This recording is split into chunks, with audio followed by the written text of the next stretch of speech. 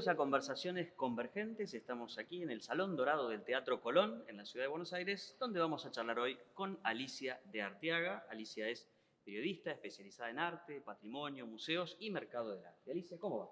Va muy bien porque yo siempre pensé que cuando te viera a vos iba a ser una estrella y que me ibas a recibir acá en el Salón Dorado. Llegamos al Colón. Llegamos al Colón, ¿viste? Es el sueño de mi vida, así que muy bien. Alicia, hablemos de arte, Ok. que también es la historia de tu vida, digamos, ¿no? Sí, vos sabés que yo siempre digo, medio en chiste, pero que una vez un periodista que después trabajó con nosotros en el diario me hizo una entrevista y yo ni me había dado cuenta. Hernán Alvejeiras era. Trabajaba en La Maga, que era una revista que tuvo en su momento de cultura importante. Y me dijo, claro, me dice, ahora veo cómo vos te dedicás a esto. Te llamás Arteaga. Y yo lo usé después 1000 veces, muletilla para entrevistas, libros, qué sé yo. Pero es un poco un destino. El arte es la columna vertebral de mi profesión de periodista. O sea, yo soy una periodista que ama el arte. Y además que contás el arte, lo acercás a gente que por ahí, Sí. como yo, no conoce en profundidad distintos aspectos, además las distintas disciplinas. Sí, vos sabés que un poco yo sentí que eso había sido un poco como si dijera mi core competence, como que encontré ahí un nicho que no estaba explorado, que era hablar de cosas que eran un poco inaccesibles de una manera muy accesible. Porque el lenguaje de los críticos de arte, sobre todo, tenía una gran tendencia a ser hermético, con un gran error, vos que has sido un alumno brillante mío, que era creer que cuando hablas en difícil, sabes más. Y yo combatí siempre eso. A mí me parece que el que sabe, sabe, y lo tiene que transmitir. Entonces, durante muchísimos años, mira, yo empecé con la columna de mercado en los años 80, cuando nadie hablaba de mercado, era medio mala palabra. Claro. Y era bastante riesgoso, porque unir el arte con el dinero... Que venían unidos de todo, siempre. desde los Da Vinci. Pero por ahí no se hablaba del tema explícitamente. Claro, viste que los Medici fueron los primeros mecenas, y además está Cayo Plinio Mecenas, que dio el nombre a la palabra mecenas. A la disciplina, digamos, a la actividad. Que viene de los romanos y antes de los griegos, o sea que es una cosa de toda la vida. Pero... sin los cuales no habría en gran medida arte. No, porque en realidad el arte necesita, ¿cómo te puedo explicar? Necesita del mercado, y el mercado no existe sin los artistas. O sea, yo siempre digo que hablemos mucho de los sponsors. Está bárbaro que Arteba es una feria que se montó con dinero privado, que no es una feria, es en Buenos Aires, pero no es de Buenos Aires, es de un grupo de gente que tiene una fundación y funciona muy bien. Pero siempre les digo a ellos, no se olviden de los artistas. Porque sin los artistas no hay mercado, no hay ferias, no hay bienales, no hay nada. Entonces, es un poco una de cal y una de arena. Hablemos de dinero, pero hablemos de arte. Y ya que hablamos de arte y de dinero, venimos de largos años de crisis. ¿Cómo, digamos, impactó en la producción artística, en el mercado del arte en Argentina en particular? Mira, yo creo que impactó en el mundo, porque la pandemia fue una cosa muy dura, porque la pandemia eliminó lo presencial. Y lo presencial en arte funciona de una manera muy necesaria, te diría, porque están los museos, están las visitas, y el contacto con la obra de arte, cuando es carne, viste, vivo, estás ahí, es mucho más potente. Entonces hubo como un parate, te diría, un largo paréntesis, que fue en medio del 20, el 21, se empezó a reactivar en el 22, y yo creo que nosotros se nos juntaron el hambre y las ganas de comer, porque hubo una crisis mundial y hubo una crisis local. De todas maneras, el siglo XXI estuvo marcado por la aparición de coleccionistas jóvenes, cosa que le dio a nuestro país un carácter bastante particular. Esa es la novedad de la Argentina. Yo creo que sí. O sea, nosotros antes teníamos unos coleccionistas tipo Blaquier, tipo, bueno, mismo Costantini, como en su momento fue Santa Marina, muy importantes, pero más como ligados a la tradición, a otra época. De hecho, el Malva, que es el mejor museo de arte latinoamericano, es el mejor museo de arte latinoamericano en arte moderno. Para tu audiencia, arte moderno es hasta mitad del siglo XX. O sea, las vanguardias históricas, cubismo, surrealismo, dadaísmo, pero el arte contemporáneo ya es después de los 60. Claro. Entonces, el arte contemporáneo lo tomaron estos jóvenes. Empezaron a comprar, valía muy poco, porque los artistas acá en la época de la crisis del 2001 no tenían de qué vivir. Entonces se armaron unas colecciones lindas de gente que viene mucho del mundo de las finanzas, algunos del campo y algunos menos, más pocos, digamos, gente que tiene una tradición familiar, que le gustó siempre el arte, etc. ¿Y qué características comunes, si es que las tienen, ves vos en la mirada de esos coleccionistas? Mira, yo creo que hay una cosa muy interesante, es muy buena tu pregunta, José, porque lo que tienen en común es un compromiso mucho más vital con lo que están haciendo. De hecho, van a los talleres, hablan con los artistas, son amigos, los invitan. No solo el arte, también el artista.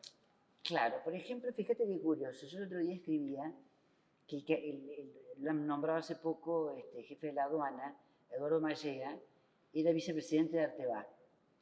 Y él empezó como coleccionista, pero en realidad él es un abogado del estudio Bruchou Funes de Rioja, que es un gran estudio, y su core competence era comercio exterior.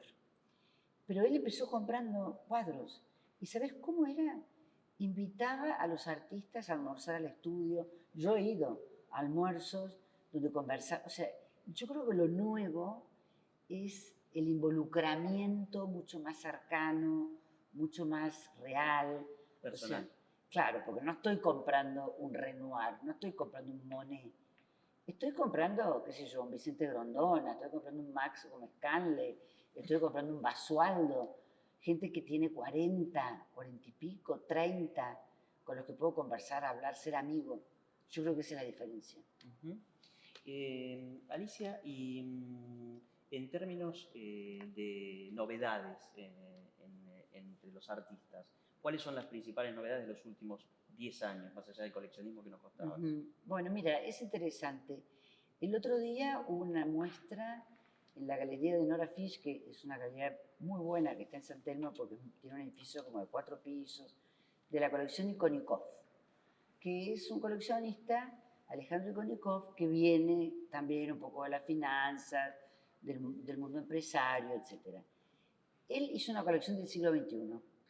Y ahí pues podés ver, porque está expuesta la colección, porque él la va a vender, va a ser como una especie de subasta en 2 meses.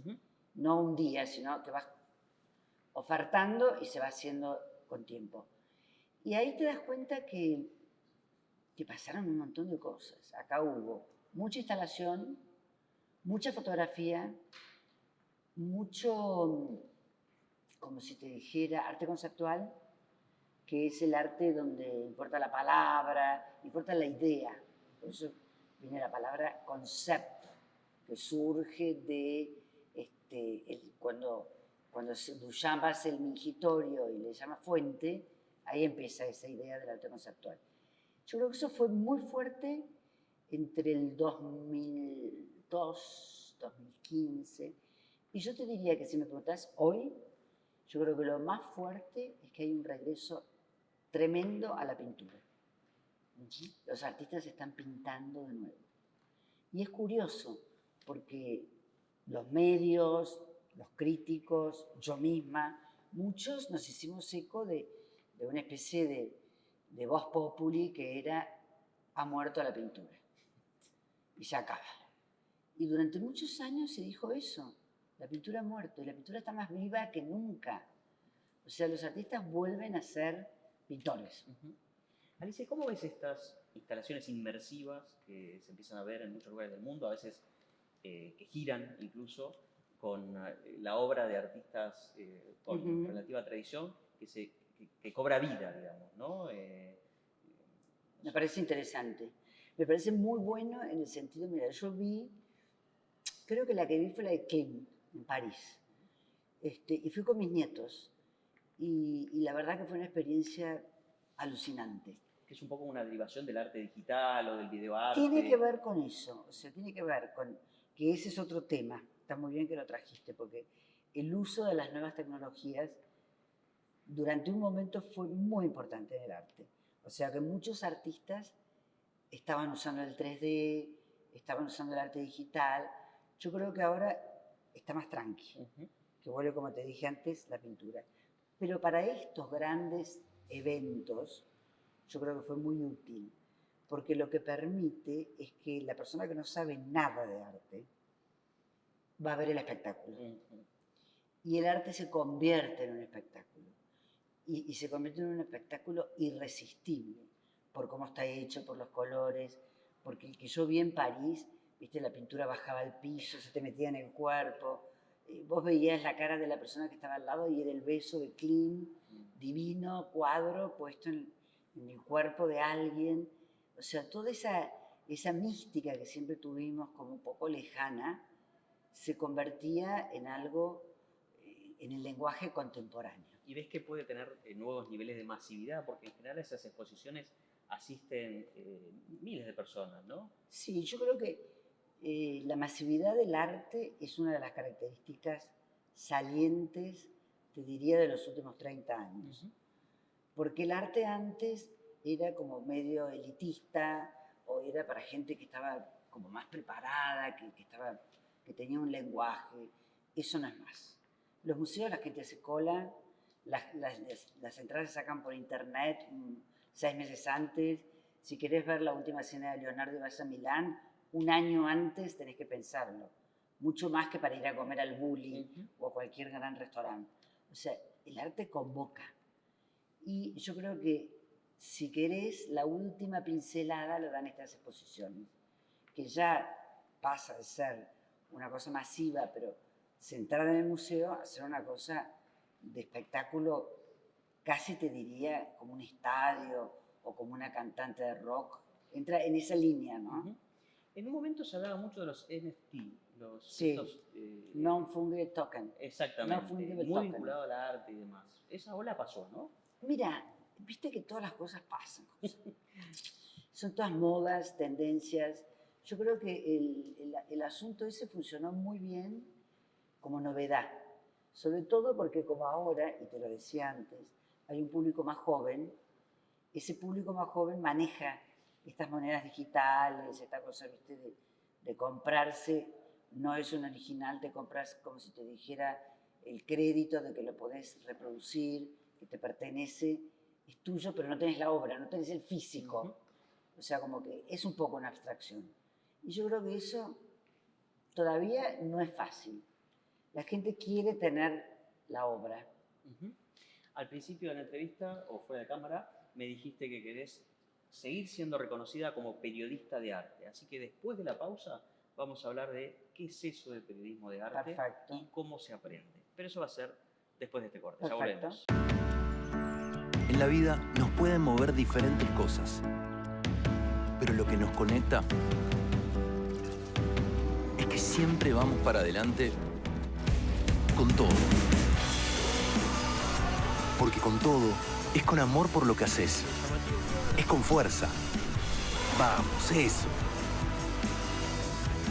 Con toda esa actitud para hacer real tu sueño. Y también es con futuro. Es luchar por lo que queremos.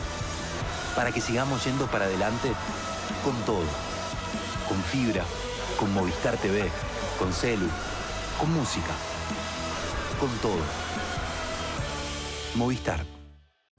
Seguimos en Conversaciones Convergentes charlando con Alicia de Arteaga. Alicia, si tuvieras que definirlo, ¿qué es el periodismo de arte? Bueno, el periodismo de arte primero es periodismo. Bien. Porque en realidad hay que hablar de periodismo y el arte es como un nicho donde te metes. Pero lo que vos haces es periodismo, que como los dos somos periodistas, en ese territorio las herramientas son las mismas. O sea, vos buscas la noticia, buscas la primicia, Chequeas la fuente. Chequeas las fuentes, buscas que tu audiencia crezca, que tu lenguaje sea atractivo, que los 5 primeros líneas tenés que capturar al lector porque si no se fue. O sea, todos los elementos que conocemos. El hecho de que el arte creció como tema para más público hizo posible que existiera esto que llamamos periodismo de arte.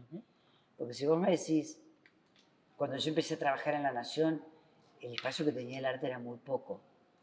Y te digo que en realidad, y esto es interesante, fue el mercado el que empujó el arte para arriba. Porque la primera vez que fue nota de tapa fue cuando un cuadro costó $10 millones.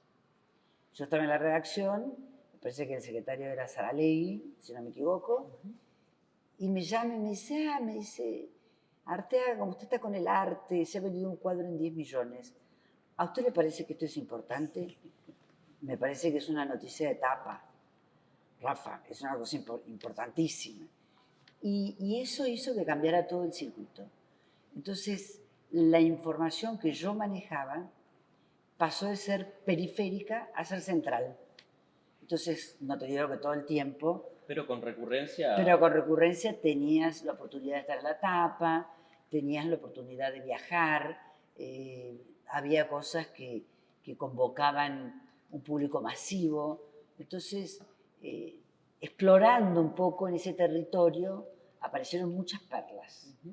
No solamente las grandes ventas, que evidentemente eran, como si te dijera, la cereza del postre, pero había muchísimas otras cosas. Empezaron las grandes exposiciones, la gente, y eso es interesante, la gente empezó a viajar para visitar museos. Y eso, ¿sabes cuándo se demostró? Cuando se inauguró el Guggenheim de Bilbao. Bilbao, eso fue en los 90, creo que en el 92, para los 500 años. Bilbao era una ciudad que había caído en la peor de las desgracias, porque era un gran astillero, y cuando se hizo la integración a Europa, Europa le dijo, basta, no más astillero. Se quedaron sin nada. Entonces empezaron a inventar cosas hasta que uno dijo, hagamos un museo. Y pasó a ser el destino más visitado de Europa, José, con el Museo Guggenheim. Alicia, y periodista de arte y además profesora, digamos, a aquellos periodistas en formación que quieren dedicarse al nicho del arte, ¿qué consejos desde la experiencia podés darle vos? Desde la experiencia, estas anécdotas que estabas contando, pero también desde tu búsqueda de la innovación en las redes, en Instagram y demás. Bueno, mira, eso que acabas de decir es muy cierto. Yo creo que la innovación es clave. O sea, yo un poco inventé el tema del mercado, porque no existía. O sea, por supuesto que hubo quórum en el diario para hacerlo, gente que me apoyó y todo, pero era una cosa nueva.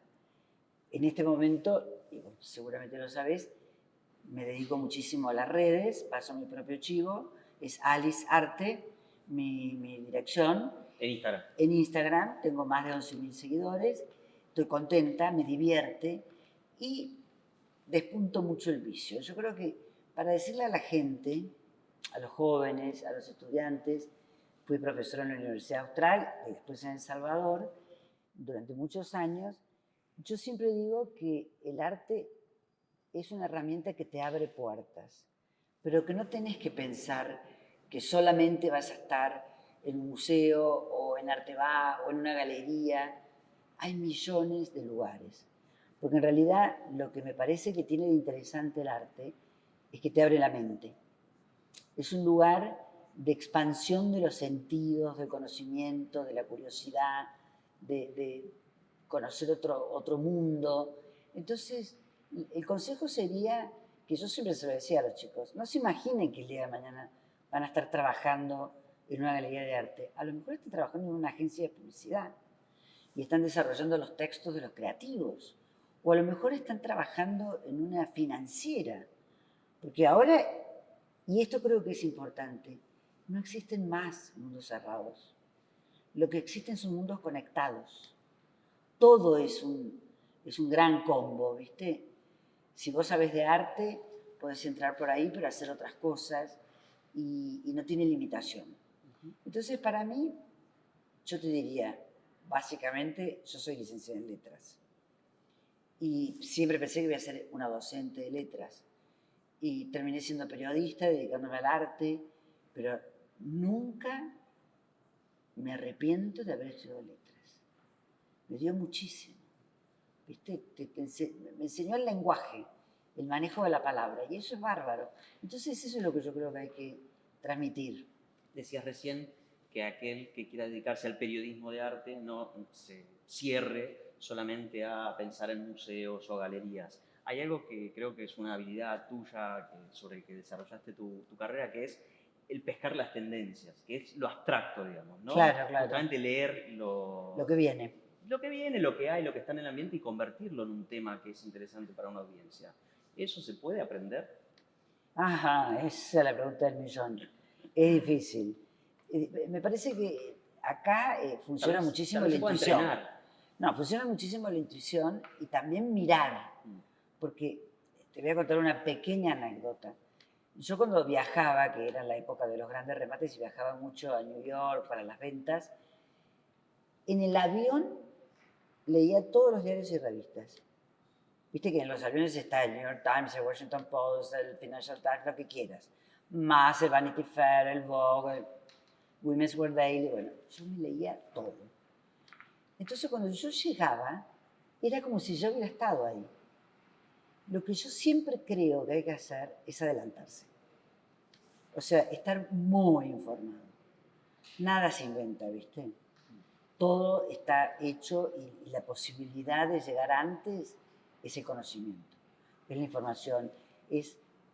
No hay que creer tampoco en que las cosas caen del cielo. Caen porque las buscas, caen porque tenés un feeling, porque yo siempre sigo un poquito por donde va la cosa. Y vos ves, por ejemplo, qué sé yo, ves que de pronto los deportistas ahora son los nuevos modelos, como antes eran los actores. Ahora están haciendo una campaña de Vuitton y ¿quién la hace? Federer y Nadal. Vos me decís hace 10 años, es imposible pensar eso. Pero ¿cómo no va a ser así si el deporte es lo que más vende en el mundo? Totalmente. Alicia, ¿cuáles son hoy? Mencionabas New York, París, mencionaste Bilbao y otras ciudades en la conversación. ¿Cuáles son hoy las capitales mundiales del arte? Y te lo planteo también, tal vez en una clasificación. Las que siguen siéndolo, siempre lo fueron, y capitales emergentes. Está muy bien. Bueno, mira, históricamente la capital del arte fue París. Después de la Segunda Guerra, la escena se trasladó a New York, porque había que reconstruir Europa, estaba totalmente en ruinas.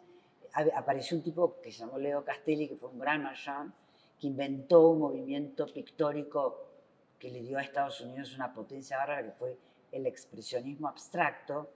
¿Viste? Después vino Andy Warhol, el pop y todo eso, fue New York.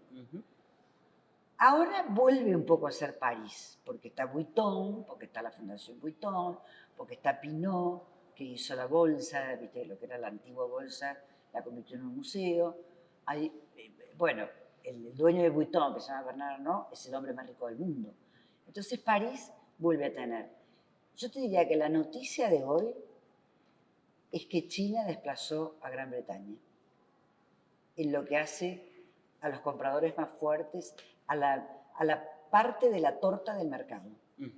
La porción era Estados Unidos, Gran Bretaña, Francia, ahora es Estados Unidos, China. Los chinos están comprando muchísimo arte y son muy ricos. O sea, es un 5% de ricos, pero son 1.600 millones. China entonces como potencia China desde como la perspectiva del potencia, mercado. sí, y como mercado ascendente te diría que vinculado con eso muy fuerte Hong Kong, que es un centro de subastas, hay una feria Art Basel Hong Kong, lo cual ya te da la pauta de que es un mercado, el asiático, al que están todos apostando. Después me parece que Dubái tiene ahora un Louvre, tiene Abu Dhabi, o sea, es como que... ¿Y dónde quedamos en Latinoamérica? ¿Quiénes son las principales? No, Latinoamérica lo que tiene es Brasil. O sea, Brasil nos saca 14 cuerpos de ventaja. Y la razón es muy simple. En los años 50, por ahí, hubo un tipo que se llamó Chichilo Matarazzo, que creó la Bienal de San Pablo. La Bienal de San Pablo para competir con Venecia, pensá, nada menos. Y parecía imposible, pero la Bienal de San Pablo sigue existiendo y convirtió a Brasil en un gran centro de arte, una potencia del arte. Para decirte cortito, en Brasil hay 20 artistas que valen más de $1 millón, en Argentina no hay ninguno. ¿Y algún otro país, pensando en países estables, tal vez como Chile, o no tan estables, pero... No, yo pienso que Colombia ha crecido mucho. Colombia tiene un lugar, lo tuvo con Botero, lo tiene actualmente, pero tiene una feria Arbo, que es en Bogotá, que es muy buena. Me parece que Uruguay es un país interesante.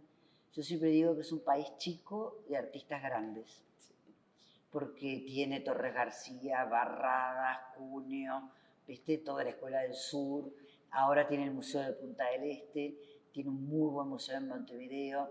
O sea, hay buenos coleccionistas, tienen un presidente como fue Sanguinetti, que habla el lenguaje del arte y es un político. Y te puede dar a vos y a mí, nos puede dar una clase sobre arte. Entonces, Uruguay también es interesante. Pero económicamente no hay nadie ningún país, perdón, no nadie, sino ningún país que se compare con Brasil. Alicia, muchas gracias. Pero por favor, de nada. Estuvimos en Conversaciones Convergentes charlando con Alicia de Arteaga, periodista de arte, especializada en artes visuales, en museos, patrimonio. Nosotros nos vemos la próxima. Muchas gracias.